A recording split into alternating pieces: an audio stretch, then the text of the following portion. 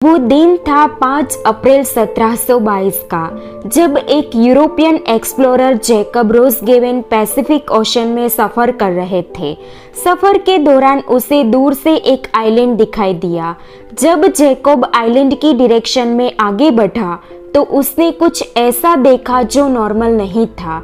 उसने देखा कि इस आइलैंड पर बड़े बड़े रहस्यमय स्टैच्यू समंदर को अपनी पीठ दिखाकर खड़े थे। जैकब को ये बहुत रोमांचित लगा और उसने उस आइलैंड को मजीद एक्सप्लोर करने का फैसला किया।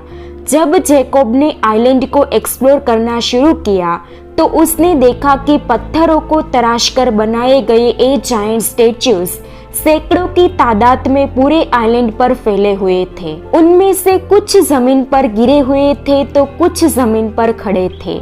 उस वक्त आइलैंड पर कुछ गिने चुने लोग ही रहते थे जो इस आइलैंड को रापा नुई के नाम से जानते थे, लेकिन आइलैंड पर रहने वाले लोगों को इस स्टैच्यूज के बारे में कोई जानकारी नहीं थी।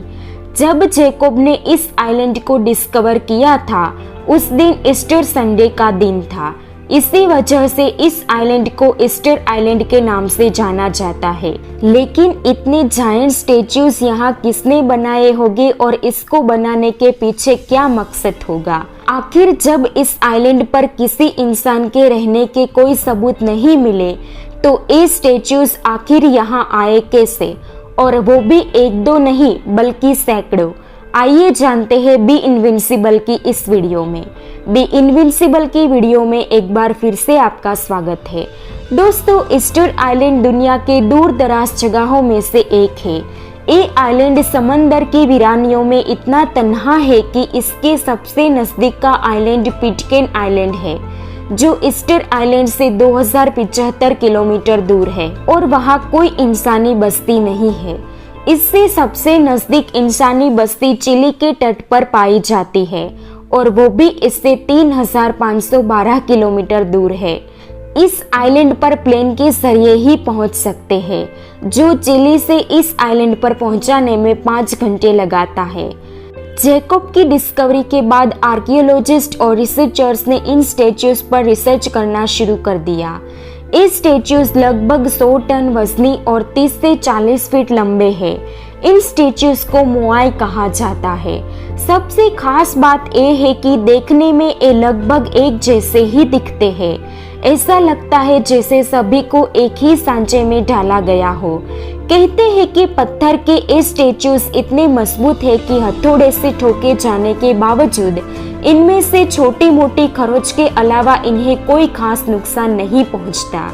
इन सारी स्टैच्यूज की नजर एक ही दिशा में है, सिवाय यहाँ के एक 7 स्टैच्यूज के ग्रुप को छोड़कर, जिनकी नजर समंदर की ओर है। ऐसा लगता है कि मानो ये स्टैच्यूज समंदर की ओर से आने वाले दुश्मनों से इस आइलैंड की रक्षा करते हैं। ये सारे स्टैच्यूज बिल्कुल एक जैसे हैं और पहले ऐसा माना जाता था कि यहाँ जमीन पर सिर्फ पत्थरों के सर रखे हुए हैं, लेकिन जैसे ही मई 2012 में रिसर्चर्स ने यहाँ एक्सकेवेशन का काम शुरू किया तो एक नई बात सामने आई कि इन स्टैच्यूज का निचला हिस्सा जमीन के नीचे धंसा हुआ है और इन स्टैच्यूज के आकार ने रिसर्चर्स को हैरत में डाल दिया। यहाँ का सबसे बड़ा स्टैच्यू 33 फीट ऊंचा और 90 टन भारी है। एक मोआई स्टैच्यू को बनाने में लगभग 1 साल का समय लगा होगा। इसे 5 से 7 लोगों द्वारा छन्नी का इस्तेमाल करके बनाया गया होगा। इन स्टैच्यूज की औसत लंबाई 4 मीटर है। इनमें से सबसे ऊंचे स्टैच्यू की लंबाई 10 मीटर तक है। इनका औसत वजन 12.5 टन है। इन स्टैच्यूज में कुछ की आंखें भी बनी हुई है। मोआई स्टैच्यूज के सर पर टोपी जैसी नक्काशी भी देखी गई है। कुछ लोगों का मानना है कि यह टोपियां बाल हो सकते हैं, जबकि अन्य लोगों का कहना है कि यह टोपियां शक्ति का प्रतीक है। इन सारी स्टैच्यूज में से एक स्टैच्यू सबसे अलग है और उसे घुटनों के बल बैठे दिखाया गया है। इन अलग दिखने वाले स्टैच्यू की दाढ़ी भी दिखाई गई है, जबकि बाकी सारे स्टैच्यू दिखने में इंसानों जैसे बिल्कुल नहीं दिखती। इसकी शार्प चीन, लंबी नाक, चपटा सर और लंबा चेहरा इसको एक अनोखी पहचान देता है। अपनी इन्वेस्टिगेशंस के दौरान रिसर्चर्स ने पाया कि जमीन पर गिरे हुए कुछ स्टेच्यूज में एक बात कॉमन थी। जो स्टेच्यू स्लोप पर गिरे हुए थे वो मुंह के बल पर पड़े हुए थे और जो चढ़ाई पर पड़े थे वो पीठ के बल गिरे हुए थे। इस बात से साफ जाहिर होता है कि स्टेच्यूज को किसी और जगह बनाया गया था और कंप्लीट होने के बाद उन्हें ट्रांसपोर्ट किया जाता होगा और ये स्टेच्यूज ट्रांसफर के वक्त ही गिरकर टूट गए होंगे। रिसर्चर्स को यहाँ एक और स्टेच्यू मिला जिसे इनकम्प्लीट छोड़ दिया गया था। इससे यह पता चला कि इन स्टेच्यूज को बड़े पत्थर को तराश कर बनाया गया था और जब इनका आगे का हिस्सा बनकर रेडी हो जाता तो उन्हें पत्थर से काटकर अलग करके आइलैंड के डिफरेंट स्पॉट पर ट्रांसपोर्ट किया जाता था। रिसर्चर्स और आर्कियोलॉजिस्ट के लिए 1000 के करीब जायंट स्टेच्यूज को बनाना और इसे ढोकर आइलैंड के अलग अलग हिस्सों में ले जाना एक मिस्ट्री थी, क्योंकि इसे इस वक्त ढोने के लिए ना तो ट्रक थे ना ही कोई भारी भरकम मशीन।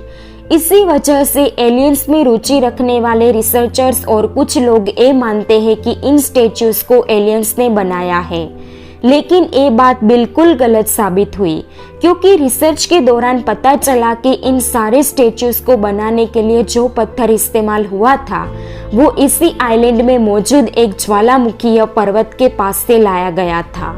रिसर्चर्स का मानना है कि इन सारे स्टेच्यूज को रस्सियों और लकड़ी की स्लेज की सहायता से आइलैंड के अलग अलग हिस्सों में ले जाया गया होगा, लेकिन इस आइलैंड पर रहने वाले लोग अचानक से कहां गायब हो गए। बताया जाता है कि इन स्टेच्यूज को रापा नुई कहे जाने वाले लोगों ने साल 1250 से लेकर 1500 के बीच बनाया था, जो ईस्टर आइलैंड पर ही रहते थे। इन्हें बनाने के पीछे की वजह ये बताई जाती है कि वो इन्हें अपने पूर्वजों की याद और सम्मान में बनाते थे। कहा जाता है कि सन 1600 तक ईस्टर आइलैंड पेड़ पौधों और हरियालियों से भरा पड़ा था। यहाँ पर करीब 17,000 लोग भी रहा करते थे, लेकिन आइलैंड पर रहने वाले लोगों द्वारा अपनी जरूरतों को पूरा करने के लिए पेड़ों को इस कदर काटा गया कि कुछ सालों बाद वहाँ की जमीन बंजर हो गई। पेलियोबोटनिस्ट द्वारा किए गए रिसर्च से पता चला कि चूहों ने भी पेड़ पौधों के बीजों जैसे कि ताड़ के पेड़ के बीजों को कुतरकर उसे दोबारा उगने नहीं दिया। सिर्फ पेड़ ही नहीं बल्कि परिंदों की 6 प्रजातियां जो सिर्फ ईस्टर आइलैंड पर पाई जाती थी, पेड़ पौधों के काटे जाने से लुप्त हो गई। रिसर्चर्स का कहना है कि कुल मिलाकर पेड़ों की 21 प्रजातियां और परिंदों की सभी प्रजातियां पेड़ों की कटाई से विलुप्त हो गई और लोगों का यहाँ रहना मुश्किल हो गया। माना जाता है कि इसी वजह से वो इन मूर्तियों का काम अधूरा छोड़कर ही यहाँ से कहीं और चले गए। हालांकि यहाँ 2015 में 60,000 के करीब पेड़ों को लगाया गया था, लेकिन इरोजन से बचने के लिए करीब 2 लाख पेड़ों को लगाने की आवश्यकता है।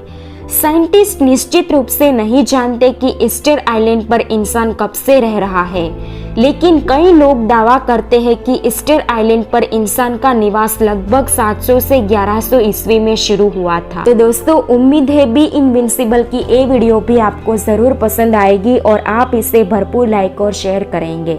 हमें आपकी प्यारी प्यारी कमेंट्स का इंतजार रहेगा। मिलते हैं नेक्स्ट वीडियो में।